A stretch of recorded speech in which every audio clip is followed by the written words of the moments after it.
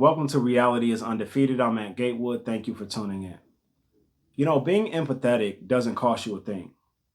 Just because you've had a different experience with something similar doesn't allow you to minimize or invalidate the way someone else was affected. You see it a lot of times on YouTube where someone shares a personal story about something they went through, and in the comments, a person rebuts that by going through a similar situation but having the adverse outcome. For example, a person can say how being a single mother was extremely tough for them.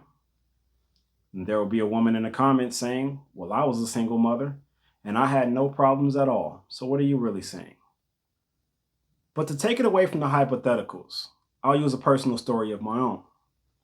I love my Uncle Von to death. My Uncle Von means so much to me. He's done so many things for me that I am extremely grateful for.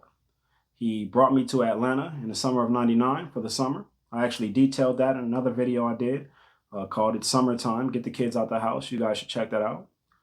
He brought gifts for, Christmas and birthdays.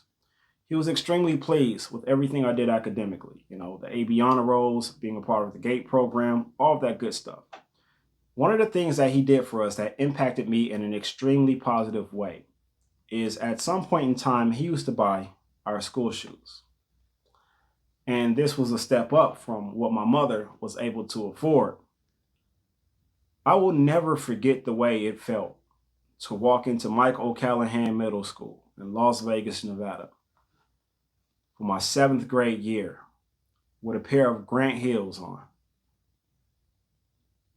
The confidence that I received walking in those shoes I can't even describe it. Just know that I've never not owned a pair. In my closet right now, I have 4 pairs of Grant Hills that I have owned for the longest. The next year, a new pair of Grant Hills. Just confidence through the roof. So like I say, I love my Uncle Von to death. My little brother, who's 4 years younger than me, has a completely different opinion of my Uncle Von and his wife, my Aunt Andrea. See, before I went out to Atlanta in the summer of '99, my older brother went out to Atlanta. I believe it was the summer previous to that. So, seeing that pattern, if you're my little brother, who's 3rd out of 5 children, you just know you're next. Preem has went, Anthony is gone, I'm next. It never happened for him. Not only did it never happen for my little brother, but a few years later, my little sister, Sinead, went to Atlanta for the summer. A few years after that, my baby sister, Kayla, went to Atlanta. So you have 5 children in the home, all with the same Uncle Von and Aunt Andrea. And 4 of them have gone to spend the summer in Atlanta at some point in their lives, except for one.